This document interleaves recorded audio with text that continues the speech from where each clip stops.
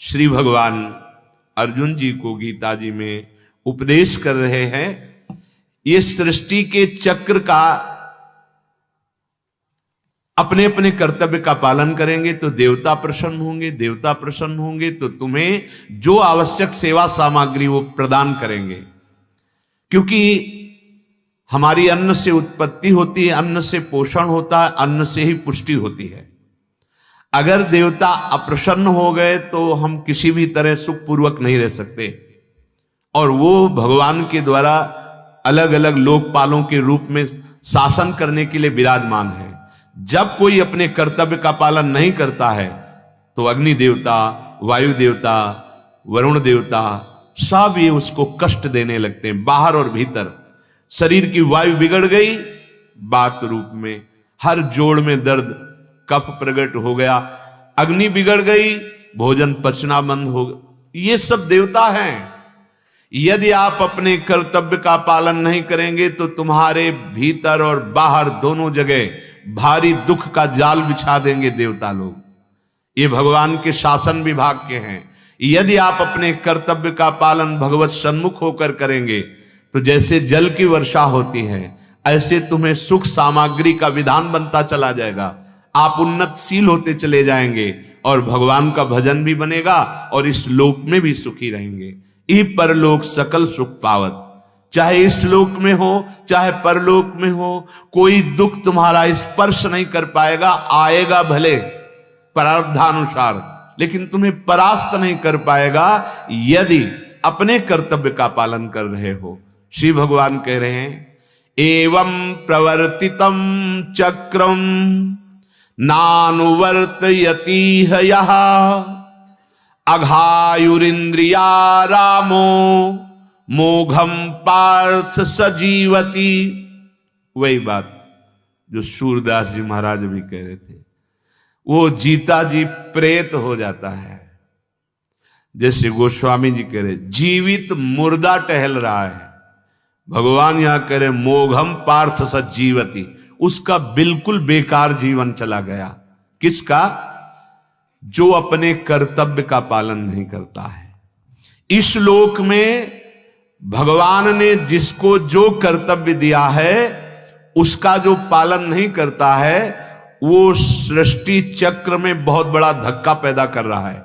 जैसे आपको धर्म पूर्वक अपने अपने कर्तव्य बताए गए हैं कि आप एक पति हैं, आप एक भाई हैं, आप एक पुत्र हैं, आप एक समाज सेवक हैं, आप एक राष्ट्र के जन हैं, तो आपका कर्तव्य अपने अपने अधिकार के अनुसार है। यदि आप ऐसा नहीं करते तो सृष्टि चक्र में बाधा पहुंचा रहे हैं।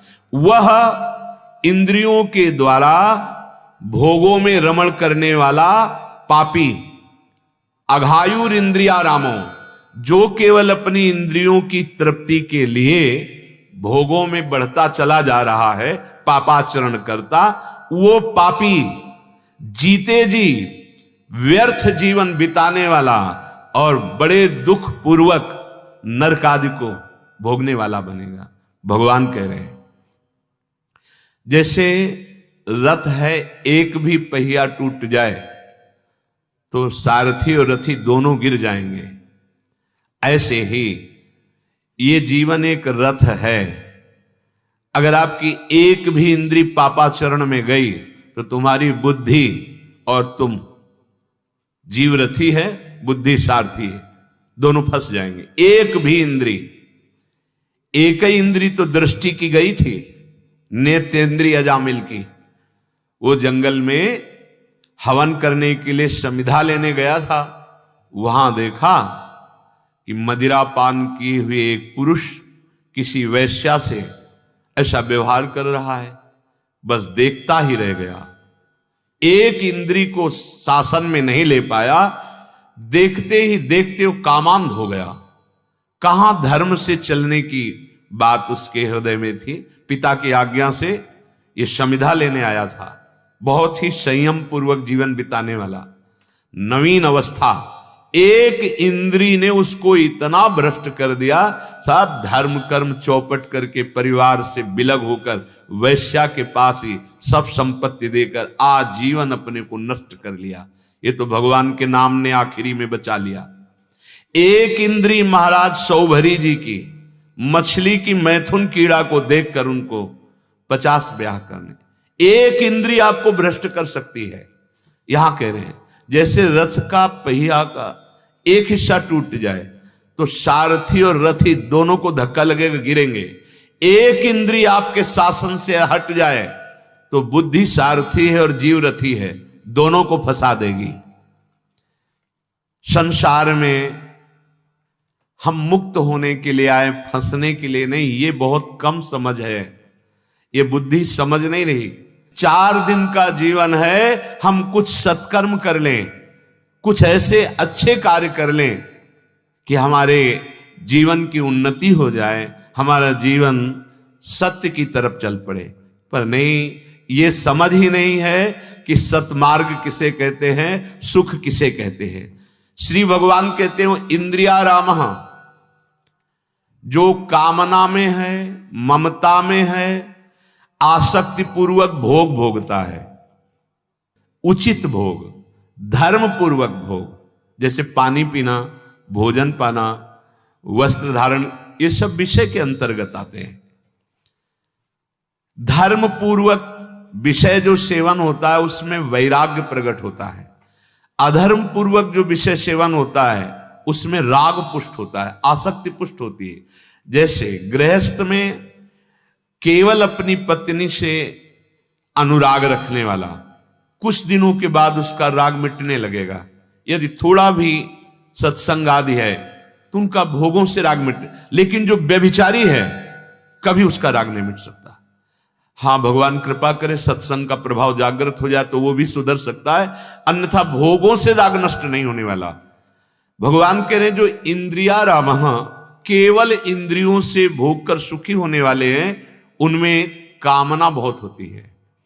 वो शरीर में अपने और शरीर संबंधी में ममतावान होते हैं, भोगों में उनकी आसक्ति होती है, बार बार भोग भोगने की प्रबल इच्छा होती है।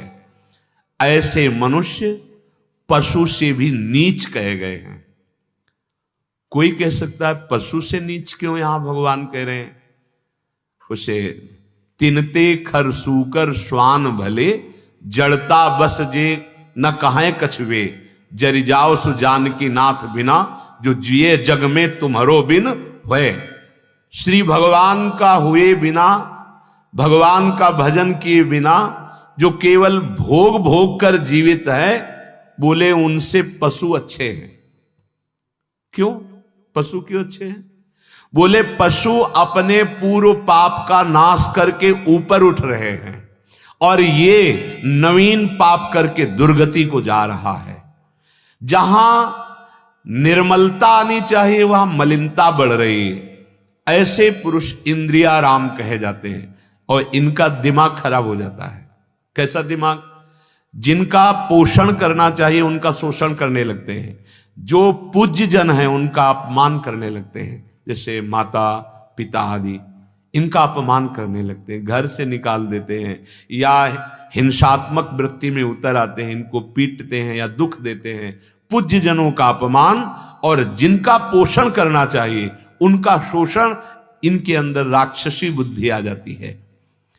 ये सृष्टि चक्र में भयानक बाधा देने वाले हैं। जैसे गांव में एक आदमी दुष्ट स्वभाव का हो, पूरे गांव को कष्ट मिलता है। वो ऐसे आचरण करता है कि सुन करके, देख करके या व्यवहार में आकर सब पीड़ित होते हैं। भगवान कह रहे हैं वो सृष्टि चक्र में बाधा पहुंचाते हैं, और जहां वो सृष्टि चक्र में बाधा पहुंचाए तो जो शासन विभाग देवता हैं फिर उसको नष्ट करते हैं।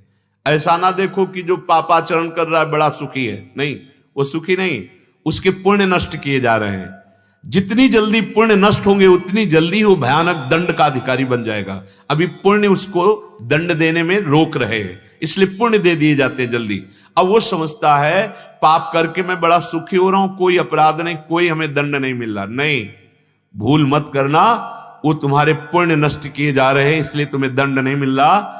अभी आगे चलकर जो दंड मिलेगा बहुत बुरा। यहां केवल ब्याज मिलता है, मूल तो नरक में मिलता है। अघायु हो, जो सृष्टि चक्र में बाधा पहुंचाते हैं, अर्थात सृष्टि चक्र का मतलब जिसका जो कर्तव्य है वो अपने कर्तव्य को नहीं कर रहा है, तो उसकी आयु व्यर्थ हो जाती है। ऐसे पापाचारी लोग अकाल मृत्यु को प्राप्त होते हैं। ऐसे पापाचारी लोग बहुत आगे चल करके दुख पाते हैं। उनका जीवन केवल पापमय होता है। इंद्रियों के द्वारा भोग बुद्धि होने के कारण वो केवल पाप एकत्रित कर लेते हैं। स्वार्थी, अभिमानी, भोगी, संग्रही, ये पाप करके केवल नरक की यात्रा करते हैं। ये भगवान के वचन है। अघायु, परद्रोही, परदाररत, परधन, पर अपवाद, ते नर पावर पाप में देह धरे मनुजात। गोस्वामी जी ने भी कहा है ये राक्षसी स्वभाव है। क्या? जो दूसरों से द्रोह करता है, पहला। दूसरा, जो दूसरों की स्त्रियों से काम भाव करता है, दूषित भाव करता है। तीसरा, जो दूसरे के धन का अपहरण करता है। चौथा, जो दूसरे की निंदा करता है। बोले ऐसे ये पावर जन पाप में इनका जीवन होता है। देखो, भगवान की कृपा से सत्संग मिला है। जबान को शासन में लीजिए, किसी की निंदा मत कीजिए। उसी समय राधा राधा जपिए जब वाणी का बेग आया है कि हम किसी के विषय में निंदा करें। नहीं नहीं, क्यों? पर निंदा के कीते आवत नहीं, कछु हाथ मूरख पर्वत पाप को ले चल अपने साथ। यदि आप गृहस्थ हैं तो आप केवल चमड़ी के परिवर्तन को सुख मत मान ले। जो तुम्हें धर्म पूर्वक पाणी ग्रहण किया गया है उसी में सीमित रहे। अगर आप पर स्त्री की तरफ गलत भावना करते हैं, यही नरक का द्वार है। जैसे कहा गया है नरकस्य नारी, जो शास्त्रों में लिखा गया है कि यदि स्त्री को तुमने काम भाव से देखा तो सीधे नरक का आप आश्रय ले रहे हैं, आप सीधे नरक पहुंचेंगे। भगवान ने कहा है कामा क्रोधा तथा लोभा तस्मादेव प्रेम त्यजेत। काम, क्रोध, लोभ ये नरक पहुंचाने वाले हैं। किसी भी माता बहन को तुम्हारा अधिकार है ऐसा कि तुम दूषित भाव से देखो। तुम्हें दृष्टि मिली है, तुम पवित्र भाव से नहीं देख सकते, काम भाव से। बोले ये पापी जन जो इंद्रियारामी होते हैं वो केवल इसी दृष्टि से देखते हैं, इनको दुर्गति प्राप्त होती है।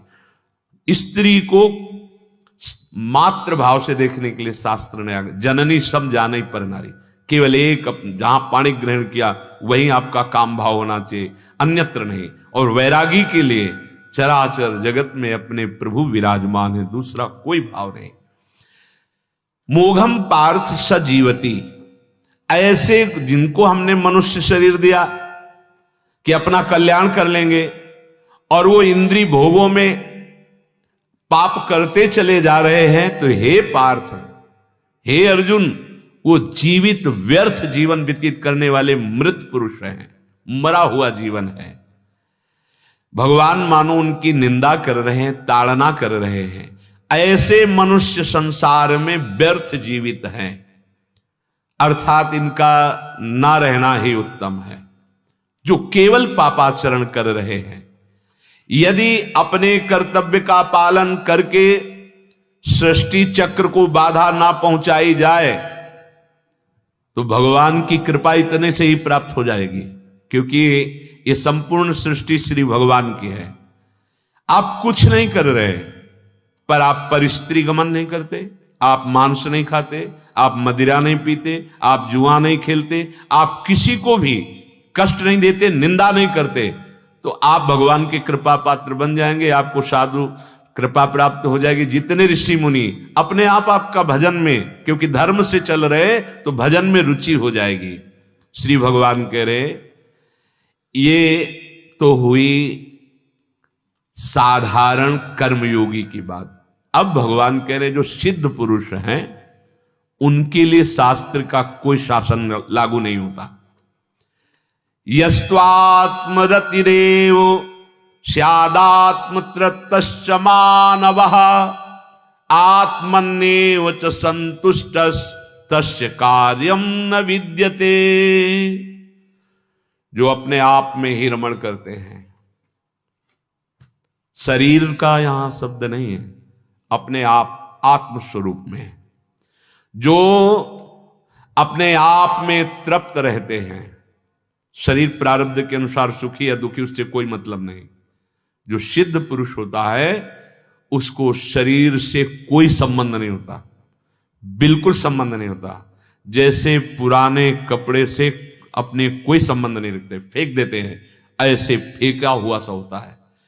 स्वभाववश, संस्कारवश उससे चेष्टाएं हो रही हैं। चूंकि भजन करके सिद्ध हुआ है तो भजन में स्वभाव बन गया है। चूंकि धर्मयुक्त, संयम युक्त, जितेंद्रीय, मनोनिग्रही उसका समय व्यतीत हुआ है, वैसे ही उसका आचरण होगा। कर नहीं रहा, किंचन मात्र कोई क्रिया नहीं कर रहा। जैसे पीछे अभी कहा था, स्वयं भगवान बैठ जाते हैं, अहम भगवान के चरणों में लीन हो जाता है। ये परिपक्व अवस्था का लक्षण है। वो अपने आप में रमण करता है, अपने आप में तृप्त रहता है, अपने आप में संतुष्ट रहता है। अब सृष्टि में उसके लिए कोई कर्तव्य नहीं रहा। यह है कृतकृत्य महापुरुष का स्वरूप। इस श्लोक में वर्णन करते हैं। ये कृतकृत्य कौन हुआ? जो कर्तव्य कर्म का पालन करते हुए भगवत स्मरण परायण रहा। जो कर्तव्य कर्म का पालन नहीं करते, वो इंद्रियारामी, वो पापी, उनका जीवन व्यर्थ और वो नरक को प्राप्त होते, नारकी योनियों को प्राप्त होते। जो अपने कर्तव्य का पालन करते हुए भगवत स्मरण करता है, वो इस स्थिति को प्राप्त होते हैं। ये सिद्ध महापुरुष की स्थिति है। जब उपासक केवल प्रभु से संबंध मानकर व्यवहार करता है, यही लाखों बार चर्चा हुई है। ध्यान दे दो, बहुत आनंद का विषय है। हमें वहीं माता पिता की सेवा, वहीं पत्नी की सेवा, पुत्र की सेवा, समाज की सेवा वहीं करनी है। भागना नहीं, कहीं भी भाग के जाओ। संसार है, ये माया रचित है। अगर आपका उद्देश्य विचार ठीक नहीं हुआ तो कहीं भी भाग के जाओ, ये मलिन कर देगी। तीर्थ में रह लो, धाम में रह लो, अगर आपका उद्देश्य ठीक नहीं है, बात नहीं बनने वाली। विश्वास कीजिए, आपका उद्देश्य ठीक है, आपका कर्तव्य कर्म पर पूर्ण भाव है, आप भगवत प्राप्त हो जाएंगे। भागने की जरूरत नहीं है। आपको ये निराश होने की हमें तो वृंदावन वास नहीं मिला तो हमें प्रियाजू कैसे कृपा कर, नहीं नहीं नहीं। प्रियाजू की कृपा सीमित नहीं है कि केवल जो वृंदावन में रहते हैं वही प्रियाजू के हैं और जो बाहर रहते हैं वो प्रियाजू। सब पर मोरी बराबर दया। हमारे प्रियालाल की सब पर बराबर कृपा है। पर अब ध्यान देना है, केवल प्रभु से संबंध रखना है। तो इसका मतलब सब छोड़ के भाग जाए? नहीं नहीं नहीं। सबसे प्रीति करनी केवल प्रभु संबंध। नाते नेह राम के मनियत सुहृद सुसेव्य जा। यहां टिक नहीं पाते, देख लो, यहां नहीं टिक पाते। प्रभु संबंध से हम सबसे व्यवहार नहीं कर पाते। ये हमारी पत्नी, हमारा पुत्र है, यही तुम्हारी बंधन की वृत्ति है। जो सिद्ध पुरुष होता है, यहां सिद्ध पुरुष का तात्पर्य न गृहस्थ से न विरक्त से, स्थिति से है। कोई भी हो सकता है, स्त्री शरीर में, पुरुष शरीर में, जवान, बालक, बूढ़ा, कोई भी। प्रहलाद जी 5 वर्ष के हैं और चरम अवस्था की स्थिति प्राप्त है। सर्वम खलमिदम ब्रह्म की अनुभूति से युक्त महापुरुष हैं। 5 वर्ष की आयु है प्रहलाद जी की। इसका आयु से कोई संबंध नहीं होता, निश्चय से होता है। ऐसा नहीं कि कोई 60 वर्ष से साधना में लगा हुआ है तो उसी को ये अनुभूति होगी, अभी तो नया नया है, इसको क्या अनुभूति होगी, ऐसा नहीं है। हो सकता है पूर्व जन्म का वो तपस्वी, उसका विचार परिपक्व हुआ, ये साधन से नहीं होता।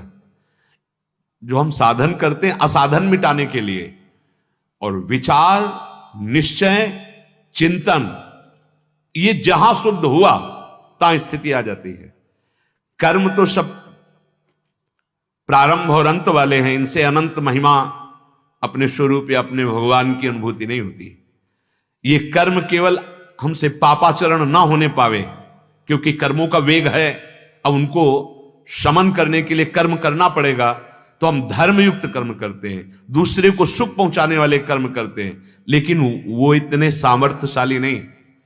कि उस कर्म के परिणाम से हम भगवान को खरीद लें। चाहे जितनी बड़ी तपस्या हो, कोई तपस्वी भगवान को खरीद नहीं सकता। तभी कहा मिले ही न रघुपति बिन अनुरागा, किए कोटि जप जोग विरागा। भगवान की प्राप्ति भगवान की कृपा से होती है।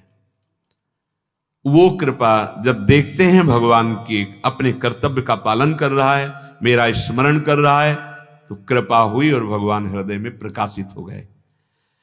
एकमात्र प्रभु का संबंध ये बैठा लिया जाए तो बहुत बड़ी यात्रा जो दूरी की है वो नहीं करनी पड़ेगी। इसी को गोस्वामी जी कह रहे हैं, बिगड़ी जन्म अनेक की अवहीं सुधरे आज। ये बैठा ला नहीं पाते, हजारों बार ये चर्चा हुई है, पर ये प्रियता, ये मेरी पत्नी, ये मेरा मित्र, ये मेरा पुत्र, ये मेरे और ये मेरे नहीं। अब ये बात तुम्हारी नहीं बनेगी, बिगाड़ दी। पत्नी में गोविंद, पुत्र में गोविंद, माता पिता में गोविंद, जिससे हम व्यवहार कर रहे हैं उसमें गोविंद को देख रहे हैं, प्रभु को देख रहे हैं, अपने स्वामी को देख रहे हैं। बहुत जल्दी लाभ मिल जाएगा, बहुत जल्दी। आप भावना तो करो, सर्वान वस्तुतया निरीक्ष, यहीं से प्रारंभ होता है। फिर जब बुद्धि पवित्र होती है तो कोई प्रश्न नहीं रह जाता, दिखाई देता है कि ये तीन गुणों के पर्दे पे ऐसा हो रहा है, लेकिन भगवान हमारे बिल्कुल निर्लेप है, त्रिगुणातीत है। तो बुद्धि इस भाव से त्रिगुणातीत हो जाती है और भगवान के अनुभव में मगन होता है। तो इसका पहला सिद्धांत है, हमारा केवल संबंध प्रभु से होना चाहिए। अब इसे आराम से देख लीजिए, ना हमारा रुपये से संबंध है, ना हमारा इस शरीर से संबंध है, ना हमारा समाज से संबंध है, एक प्रभु से संबंध है।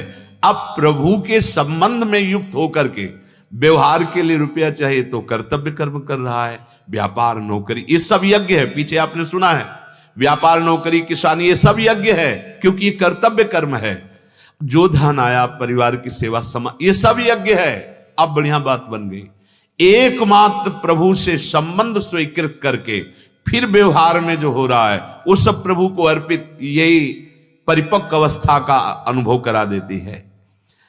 इंद्रिय के भोग, स्त्री पुत्र परिवार आदि, अन्न जल आदि, धन आदि, ये तुम्हें कभी संतुष्ट नहीं कर सकते। प्रभु का मान करके अपने जीवन निर्वाह मात्र पर भाव रख करके और सेवा में लगा दो। ये पहले नहीं था तुम्हारे पास, बाद में तुम्हारे पास नहीं रहेगा। मान लो ये जो तुम्हारे अंदर अधिकार बन गया कि इतना मेरा, इतना मेरा, इतना, ये छूट जाएगा।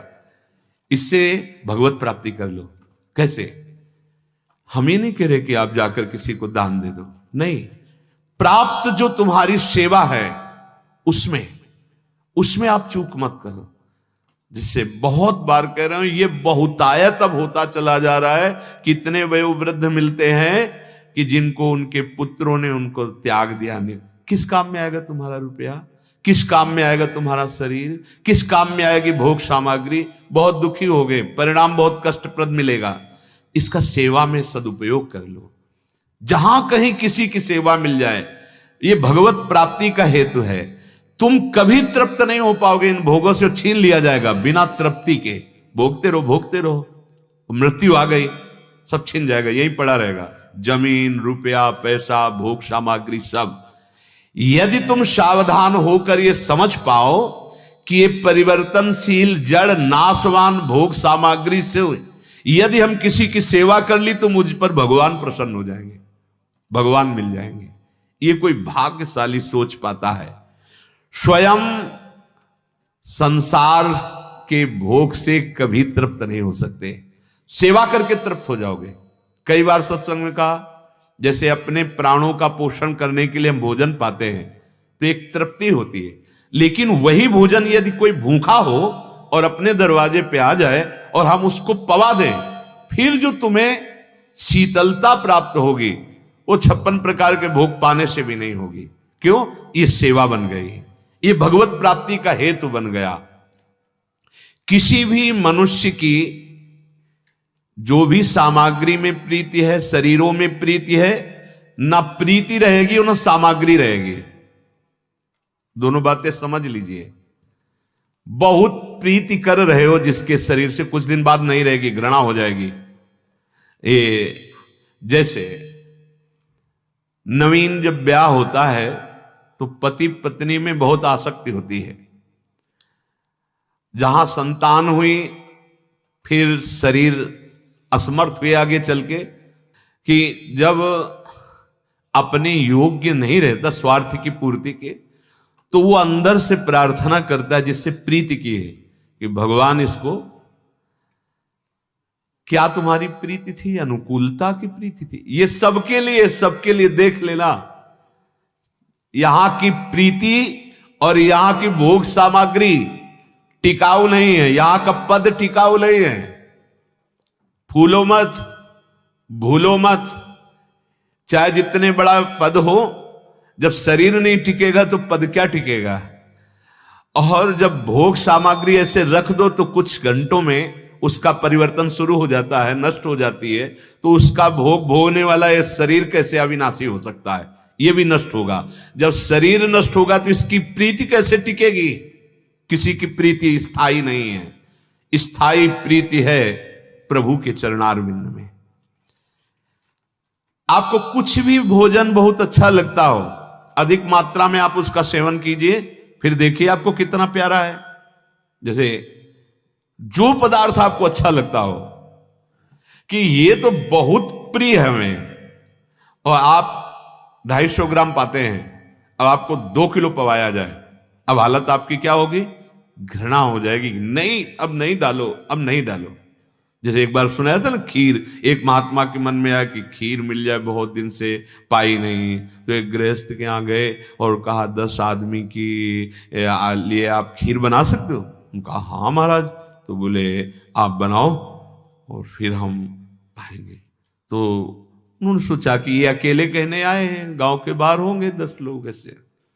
बनाई कड़ाह में बहुत बड़ी, कहा कमरे में रख दो, आप लोग बाहर हो जाओ। तो उनका और आदमी कहाँ है, बोले सब यही हैं, यही है, हमें पाना है। और शुरू किया। अब थोड़ी देर तो खीर अच्छी लगी, इसके बाद जब और पाना शुरू किया, अब मन कह रहा नहीं, बोले खीर बहुत अच्छी है और खीर आपको बहुत प्रिय है, और अब उल्टी हुई तो उसी खीर में मिलाया। फिर ऐसे रोम रोम खड़ा हो गया, कभी खीर नहीं पाएंगे, ऐसा कहने लगा। लेकिन वो महात्मा थे तो वो उस अनुभव को रखेंगे, लेकिन आप अनुभव को नहीं रखेंगे। 2, 4, 6 दिन बाद फिर मन कह देगा। कोई भी भोग तुम्हें तृप्ति नहीं प्रदान कर सकता, और कोई भी प्रीति तुम्हारी यहां की स्थायी नहीं है, कोई भी पद सुख यहां का स्थायी नहीं है, नहीं है। बड़ी निराशा जागृत होती है, और कोई भी शरीर यहां का स्थायी नहीं है। इसलिए विवेक पूर्वक इन वस्तुओं को, इस प्रीति को प्रभु के चरणों में लगा दो। कैसे प्रभु के चरणों में? हम आपको सही बात कहते हैं, प्रभु के भोग लगाने से ज्यादा सुख आपको मिलेगा जब किसी शरीरधारी को, भूखे को पवा दोगे। प्रभु को वस्त्र पहनाने से ज्यादा जब प्रभु किसी शरीर में सर्दी में कांप रहे हो, वो आप उनको वस्त्र दे दोगे, बहुत ज्यादा प्रभु प्रसन्न हो जाएंगे। हाँ, जब कोई बीमार पड़ा, परेशान है, कोई सहयोग, आप उसकी सेवा कर दो। हमारे हृदय की बात मान लेना, मेरे प्रभु को भोजन, वस्त्र, आभूषण ये केवल भाव बढ़ाने के लिए हैं। पार्थिव चीजों से कभी प्रभु प्रसन्न नहीं होते, हमारी बात समझ लेना। पार्थिव वस्तुओं से प्रभु प्रसन्न नहीं होते। प्रभु उस पार्थिव वस्तु में जब आपका भाव लगता है ना कि, अब जैसे कल एक लाडली आई, वो ऐसे नथ पहने, ऐसे, अरे उनका बहुत सुंदर, हमारी कल ही भेजा, जाओ जाओ जाओ, जहां भी मिले ऐसी लाओ जो ऐसे लाडली जी के पहने। लाडली जी को इससे प्रसन्नता नहीं होती, ये जो अपने अंदर प्रसन्न, मेरी लाडली जी, और ऐसे वो स्वीकार करती है अपने। जैसे आनंदी बाई को उस वैश्या की साड़ी कलकत्ता में जाकर अच्छी लगी, और वो साड़ी श्री जी को, जो हमारे अंदर भाव होता है वो प्रभु ग्रहण करते हैं। प्रभु वस्तु नहीं ग्रहण करते, आप खुद देखते हैं। फिर प्रसाद क्यों कहा जाता है? प्रभु ने पूरा पाया। क्या पाया? उसमें जो आपका भाव लगा था ना। भगवान कहते भाव का भूखा हूं मैं और भाव ही एक सार है। भाव से मुझको भजे तो भाव से बेड़ा पार। भाव बिन सूनी पुकारे मैं कभी सुनता नहीं, वो कह रहे हैं। अगर भाव नहीं, आप प्रभु भाव बिन सूनी पुकारे मैं कभी सुनता नहीं, भाव पूरी टेर ही करती मुझे लाचार है। प्रभु को लाचार कर देती, विवश कर देती है। अभी कल ही कांति में कहे, भला बेर कोई अंगूर आदि है क्या, बखान बखान के पा रहे हैं। टूटे चावल कोई स्वादिष्ट पदार्थ है क्या, बखान बखान के पा रहे हैं। क्या पा रहे हैं? भाव, वो दैन्यता, वो प्रीति। यहां ध्यान देने योग्य विषय है। कह रहे तुम्हारी प्रीति झूठी, तुम्हारी भोग सामग्री झूठी, भोगने वाला शरीर झूठा। अरे इससे सत्य कमा लो। क्या सत्य? प्रीति करो, सबसे करो। सब जीवन सो प्रीति, आचार्य वाणी कह रही, सब जीवन सो प्रीति। करो प्रीति, पत्नी में करो और करो, पुत्र में करो और करो, माता पिता में और प्रीति करो, पर भगवत भाव से। भगवान मुझे इस रूप में आकर ये कर्तव्य कर, अभी आनंद में गृहस्थी हो जाए। कैसी कैसी दुष्टता बुद्धि में बैठ गई। हम बार बार यही कहते, संभलो संभलो। अब विश्वास नहीं रहा जा रहा है, पति पत्नी के बीच में, भाई भाई के बीच में, पिता पुत्र के बीच में। विश्वास नहीं तो फिर प्रीति कहां, प्रीति नहीं तो फिर आनंद कहां। ये प्रीति भगवत भाव से खूब करो, कोई निषेध नहीं। सबके हृदय मंदिर में प्रभु विराजमान है। प्रभु को भूल कर प्रीति मत करो, फंस जाओगे। और वही फंसाव मिटाने के लिए मानव देह मिला है। पर कौन अपनी पत्नी में भगवत भाव करता है? कौन पत्नी अपने पति में भगवत भाव करती है? कौन अपने माता पिता को साक्षात भगवान देखते? कौन अपने लाडले पुत्र में गोपाल जी को देखते कि भगवान पधारे?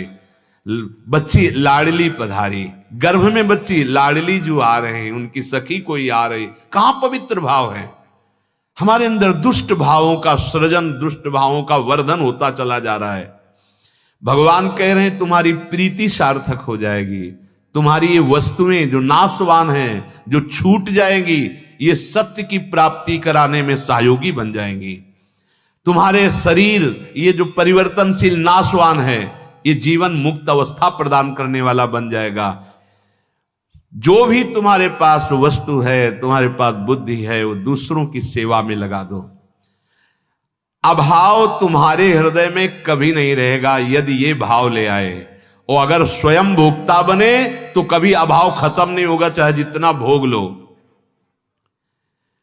तो जो आत्मरतिवान पुरुष, जो भगवत तत्व के ज्ञाता पुरुष हैं, उनके लिए भगवान कह रहे कोई कर्तव्य नहीं है, क्योंकि उनके अंदर कामनाएं नष्ट हो चुकी है, शरीर प्रियता नष्ट हो चुकी है, भोग बुद्धि नष्ट हो चुकी है। वो अपने आप में संतुष्ट है। या इसे ऐसा कह सकते हैं कि वो श्री भगवान में संतुष्ट है।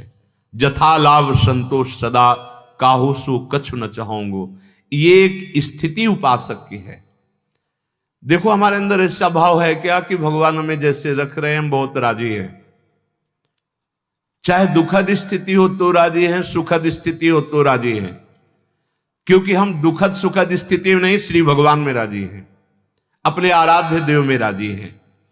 प्रभु कह रहे हैं वो अपने आप में तृप्त रहता है।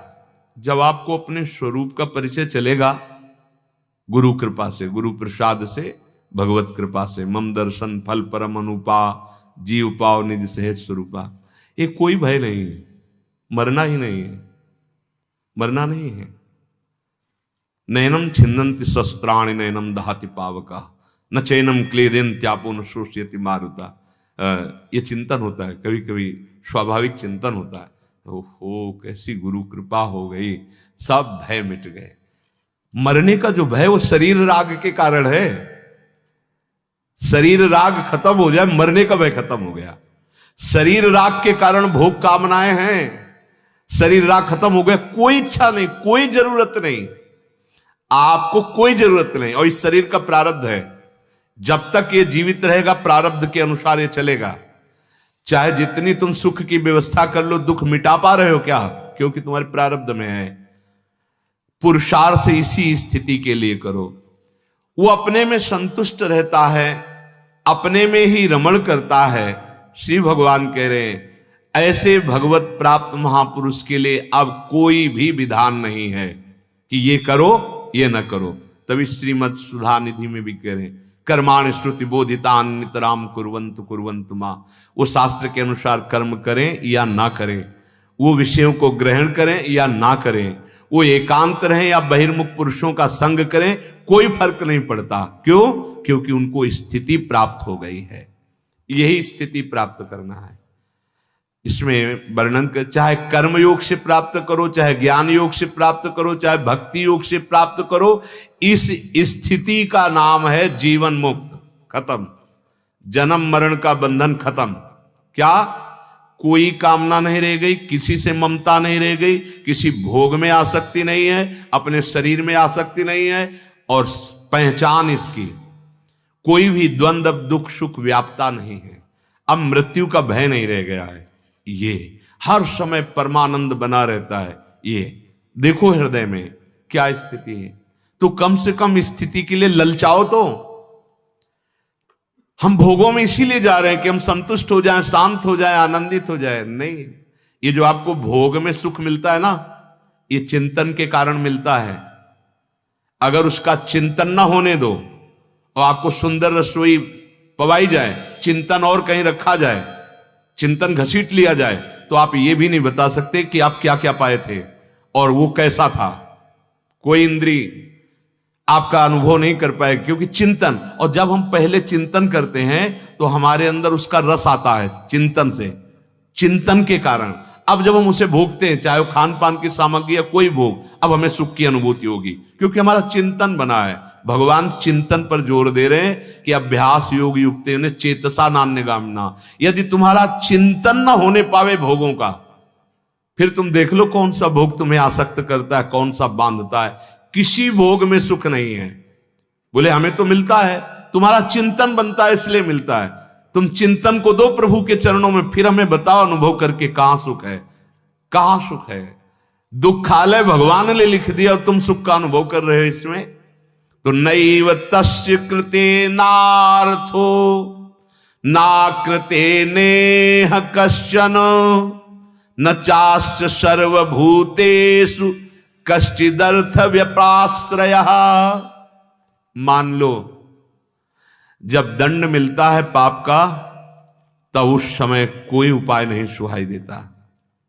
बच जाओ, इसी शरीर में महान दुख होने वाले हैं। फिर ये शरीर की परंपरा है, बार बार जन्म, बार बार मरण। बच जाओ, इस जन्म में आप ऐसा कर लो कि बच जाओ। एक जगह केवल है, मामेव ये प्रपद्यन्ते माया में ताम तरन्ति ते। एक स्थान तुम्हारे हृदय में ऐसा है, अगर उसको खोज पाओ तो कोई भी द्वंद्व, मान अपमान, सुख दुख, लाभ हानि, ये नाना प्रकार के जन्म मृत्यु आदि दुख छू नहीं पाएंगे। मस्त हो जाओगे। मान लीजिए ये सुख ना तुम्हें इस लोक में मिलेगा, न ब्रह्मलोक तक मिलेगा। ये सुख मनुष्य देह में भगवद आश्रित होकर अच्छे कर्म करते हुए नाम जपने से मिलेगा।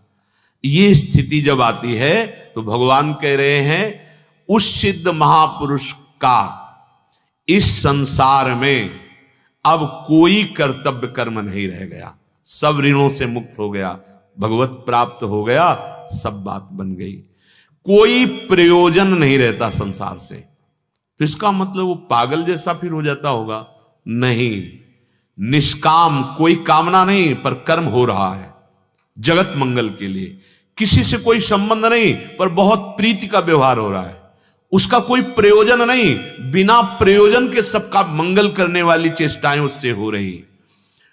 वो अगर ऐसा करता है व्यवहार में तो ठीक है, नहीं करता है तो उसका कोई प्रयोजन नहीं रहता। संपूर्ण प्राणियों में किसी भी प्राणी से किंचन मात्र भी उसका कोई संबंध नहीं होता, न राग का, न द्वेष का, न स्वार्थ का, लेकिन सबसे प्रीति का व्यवहार होता है।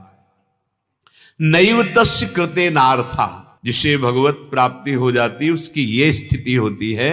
नैव तस्य कृते नार्था, हमारे अंदर देखो कुछ न कुछ करने की प्रवृत्ति हो रही है, और जब भगवत प्राप्ति होगी तो अंदर जानते हो कैसी स्थिति होती है।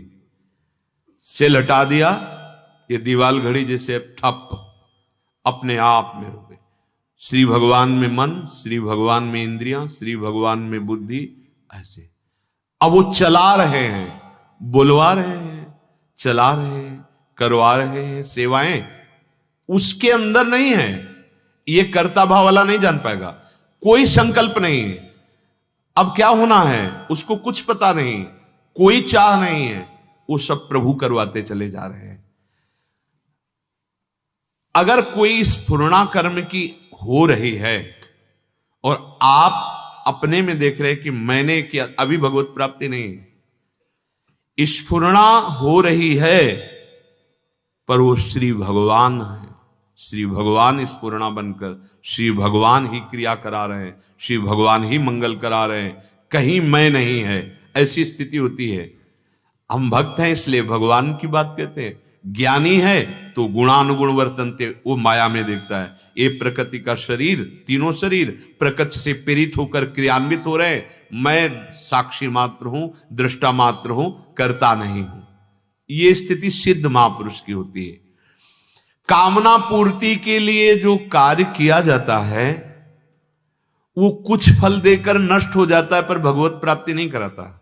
अगर वही कार्य भगवत समर्पित कर दिया जाए तो फल तो मिलेगा ही और भगवत प्राप्ति भी हो जाएगी। वही कार्य अच्छे से समझ लो, जो कार्य हम कर रहे कामनाओं से युक्त होकर, वो उसका फल देकर नष्ट हो जाएगा। यदि हम वही कार्य तदर्पिता भगवद अर्पित कर दे, नाम जप कर रहे हैं, तो फल तो मिलेगा ही, मंगलमय फल मिलेगा और भगवत प्राप्ति भी हो जाएगी।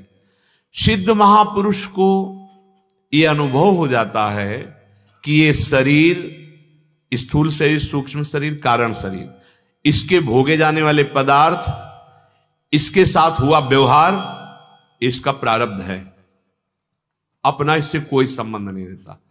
तभी तो महापुरुषों को जैसे देखा कि वो रास देख रहे थे, पीछे से उनको प्रहार किया, मुड़कर नहीं देखा। ये स्थिति है भगवत प्राप्त महापुरुष की। देखो कितनी सहनशीलता, कितनी तितिक्षा उन महापुरुष की, संबंध ही नहीं शरीर से, और यही करने के लिए आए हम यहां। हम और संबंध पुष्ट करते जा रहे हैं। व्यक्तिगत कोई भी स्थिति स्वभाव उसका नहीं होता, भगवतगत स्वभाव होता है। श्री भगवान कह रहे व्यवहार में वर्ताव करते हुए जब भजन का अभ्यास किया जाता है वही परिपक्व हो जाता है। सिद्ध पुरुष व्यवहार करते हुए, भजन ना करते हुए भी भजन होता चला, क्योंकि करता नहीं रह गया। जैसे व्यवहार में है, वार्ता हो रही तो लगता है अब जब वार्ता हो रही तो भजन नहीं हो रहा होगा, नहीं, आप अभ्यास कर रहे हैं इसलिए आपको ऐसा लग रहा है कि अगर हम बोलेंगे तो, पर जैसे खोपड़ी में ऐसे राउंड लग रहा हो, वो नाम, वो मंत्र अपने आप वैसे घूमता रहता है और वो उसे देखता रहता है। ये भजन पद्धति, भक्ति के अंतर्गत की बात बता रहे हैं। भजन पद्धति, वो जिधर दृष्टि डालता है तो जिसका चिंतन करता है, चाहे नाम का या मंत्र का या रूप का, वो वही दिखाई देता है। वार्ता एक क्रिया मात्र हो रही है, भगवान जो बुलवा रहे हैं हो रहा है, लेकिन उसका जो स्वभाव साधन काल से चला है वो स्वाभाविक चल रहा है, वो हो रहा है। किसी भी स्थिति में भजन नहीं छूटता, 24 घंटे में किसी भी स्थिति में उसका भजन नहीं छूटता। जिसकी परिपक्व अवस्था हो गई है, यही पहुंचना है अपने लोगों को। यही, इसी बात को पतंजलि जी कह रहे हैं, दीर्घ काल निरंतर सत्कार सेवितो दृढ़ भूमि, यही दृढ़ भूमि है। अब करना नहीं होगा, अब होगा स्वाभाविक। देखो स्थिति क्या है, प्रायः खाली समय रहना आपका स्वभाव बन गया है, विषय चिंतन करना आपका स्वभाव बन गया है। आप इसी स्वभाव का नाश करने के लिए साधन में लगे। खाली मत रहिए, एक क्षण भी खाली मत रहिए। अगर आप खाली रहते हैं तो आपको कोई नहीं बचा सकता काम क्रोध से, ध्यान रखना। हम माना कि आपसे क्रिया नहीं होगी, पर आपका चिंतन होगा, आपका हृदय जलेगा, आप परास्त होने की स्थिति में हो जाएंगे। नाम, मंत्र, पद, भगवद विचार, ये हमारा क्रम चलता रहना चाहिए। जब ये क्रम चलेगा ना तब आप देखेंगे श्री जी की कृपा से, श्री जी की रूप माधुरी, लीला माधुरी, फिर किसी कार्य का मन नहीं रहता संसार की, पर वही सम्यक कार्य होते हैं। ये आश्चर्य की बात है। जैसे कहे कि कार्य का मन नहीं, फिर कार्य कैसे होता है? पहले मन होता है कार्य का फल प्राप्ति के लिए, और जब रसमय वृत्ति होती है तो वो केवल भगवत इच्छा से कार्य होता है और सम्यक होगा। ऐसा नहीं कि वो कार्य में त्रुटि हो गई, करना ऐसा था कि खीर में चीनी डालनी थी, वो नमक डाल दिया, या अमुक, ऐसा नहीं। बहुत सम्यक रूप से कार्य होगा पर करता नहीं बचता। इसी स्थिति के लिए हमें समय मिला है। समय नष्ट मत करो। ये इंद्रियों के भोग, हम कहते हैं आप गृहस्थ में हो तो धर्म से भोगो, विरक्त हो तो हिम्मत कर लो। एक जन्म के लिए अगर आपको जेल की सजा हो गई होती तो क्या करते आप? क्या आप ऐसे स्वतंत्र रूप से बर्ताव कर सकते थे? नहीं। मान लो आप भगवत प्राप्ति के लिए गुरु जी ने इस जन्म में हमें सजा दे दी। अब हम अपनी नेत्रेंद्री, श्रवणेंद्री, घ्राणेंद्री, त्वगेंद्री, जनेंद्री, वाकेंद्री, हस्तेंद्री, पादेंद्री, अर्थात 5 ज्ञानेंद्रियां, 5 कर्मेंद्रियां, अब इनको हम केवल प्रभु में लगाएंगे, केवल समाज सेवा में लगाएंगे। अब नहीं, स्वसुख वांछा से हम एक भी चेष्टा नहीं होने देंगे। हर कर्म को भगवत समर्पित करेंगे और निरंतर नाम जप करेंगे। इस जगह हम असंतुष्ट हो जाते हैं जब हम ये देखते हैं कि आपके अंदर नाम नहीं चल रहा। हम बार बार हृदय में तापित होते हैं जब नाम चल रहा है। नहीं, आप साधक कैसे हो सकते हैं? आप उपासक कैसे हो सकते हैं कि आप ऐसे फ्री बैठे हैं? आपका चिंतन नाम का नहीं चल रहा, मंत्र का नहीं चल रहा, फिर आप ऊंचाई पर कैसे जाएंगे?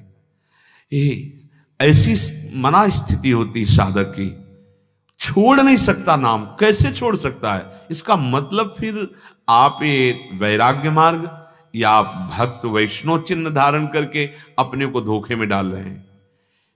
एक क्षण भी अगर आप चूके ऐसा संस्कार कोई पुष्ट कर देंगे ये इंद्रिया मन, कि वो पता नहीं कितने महीने विक्षेप देगा या जन्म, ऐसा भी है।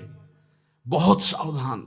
अब तो एक ही बात, केवल जैसे पागल आदमी जब पागल होता है ना तो उसे एक ही बात सोचती, जिस विषय में पागल हुआ है, ऐसे अपने एक ही बात दिमाग में आ रही, आप मुक्त हो जाओ, आप इस प्रपंच से निवृत्त हो जाओ, आप सदा सदा परमानंद में निमग्न हो जाओ।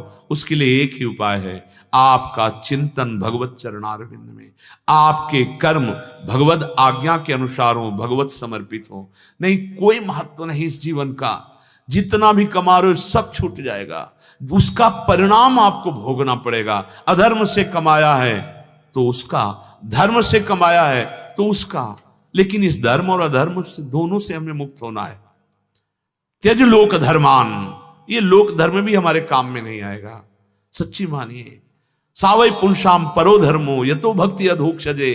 यदि श्री कृष्ण चंद्र जी के चरणों में भक्ति नहीं हुई, प्रेम नहीं हुआ, निरंतर नाम नहीं चला, तो जैसा कुछ अभी अनुभव में आ रहा है कि फिर जीवन का कोई महत्व नहीं रहा, आप भटकती हुई अपने जीवन को व्यर्थ करेंगे। इसलिए हाथ जोड़कर प्रार्थना है, कुछ जानो या ना जानो, जो कर्तव्य कर्म कर रहे हो भगवान को अर्पित कर दो और नाम जप करो। एक लालसा जगा लो, अब मुझे इस जन्म में भगवत प्राप्ति करनी है। भगवान भेजे तो कर्म बंधन से युक्त नहीं, अपने पार्षद बना के भेजे। अब मैं कर्म बंधन से जन्म मरण के चक्र में नहीं फंसना चाहता, अब मैं झूठी प्रीति में नहीं बंधना चाहता, अब मुझे प्रभु चाहिए। ये ऐसे शुरू कर दो, आ जाएगी। झूठा खेले साचा होए, अगर झूठे अंदर से लाने लगो ना, अब मुझे प्रभु चाहिए, अब मुझे भगवत प्राप्ति करनी है, अब मुझे इससे मुक्त, बार बार अगर ये लाने लगेगे तो सत्य में एक दिन ये बात तुम्हारे हृदय में छा जाएगी कि मुझे भगवत प्राप्ति करनी है। फिर जो साधन होगा वो दिव्य होगा। लक्ष्य दृढ़ ना होने के कारण देखो, एक दृष्टि होती है।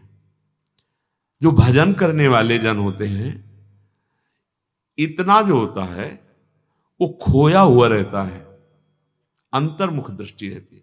जब साधक मुखारविंद का दर्शन करते हैं तो वो दृष्टि बताती कि अंतर्मुख नहीं है, ये बाहर। जो अंतर्मुख है देखते ही पता चलता है, उनकी दृष्टि होती है। वो अलक्ष्य दृष्टि होती है। आंख खुली है पर बाहर का कोई लक्ष्य नहीं है, वो अलक्ष्य अंतर्मुख दृष्टि होती है।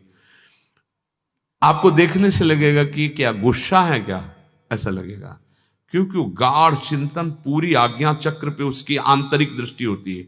मंत्र चल रहा है या नाम चल रहा है, बात भी कर रहा है तो चिंतन में रहता है, सेवा भी कर रहा है तो चिंतन में रहता है, चाहे वो गृहस्थी सेवा हो चाहे विरक्ति। ये समय बर्बाद मत करो, बहुत बड़ी शक्ति आपके अंदर है, आप उसे जागृत करो। आप इतना हे मार्ग में उतरते चले जा रहे संसार के जीव, जहां से लौटना मुश्किल है। एक एक कर्म को मिटाना बड़ा कठिन है, आप सजाते चले जा रहे हो उसी को, अशुभ कर्म करते चले जा रहे हो।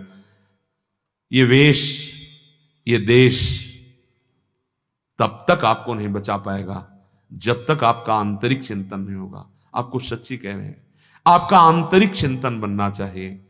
तभी कभी कभी मन एकदम ऐसा हो जाता है कि निकलने का मन नहीं होता, कि खुद में डूब जाओ, खुद में डूबो।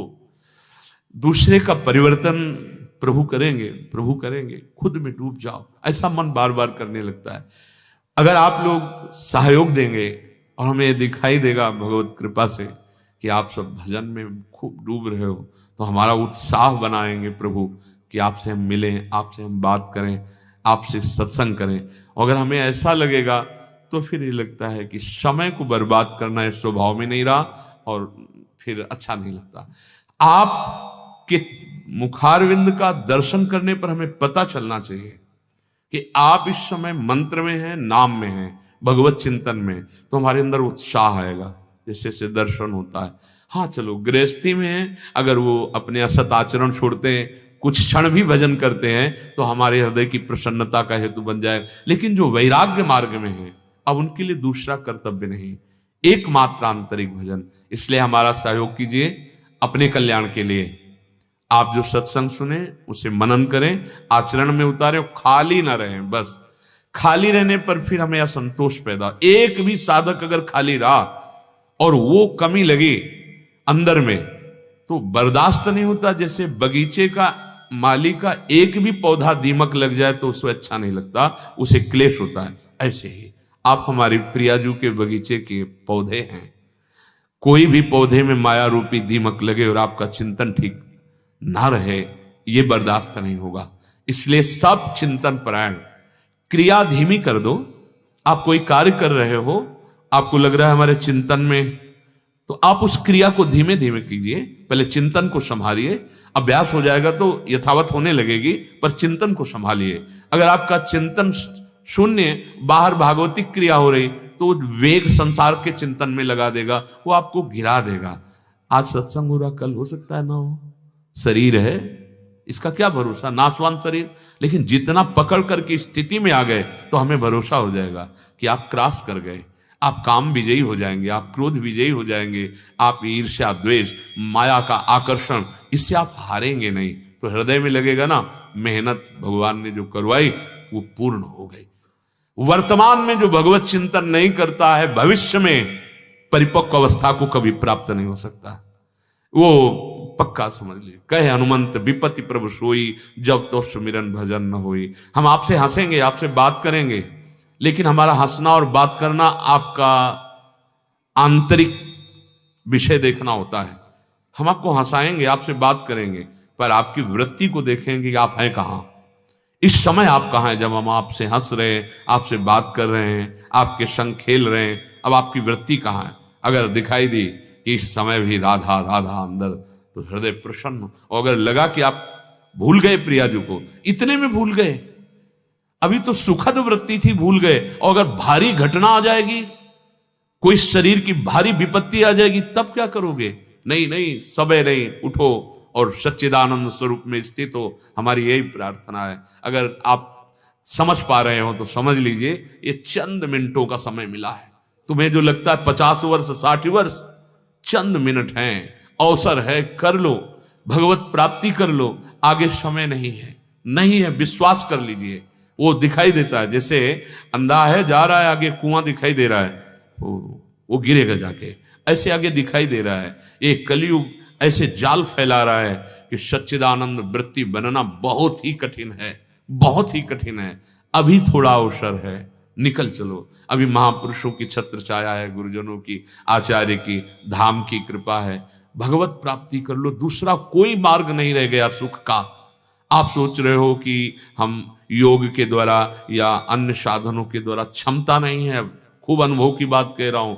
एकमात्र क्षमता है भगवद आश्रित होकर नाम, नाम को पकड़ लो। नाम जीवन धन, नाम परम सिद्धि, नाम परम लाभ, नाम ही हमारा प्राण, नाम ही हमारा आराध्य देव, नाम ही हमारी परम गति। ऐसा मान लो, विश्वास कर लो। शेष चर्चा आगे। श्री राधा वल्लभ लाल की।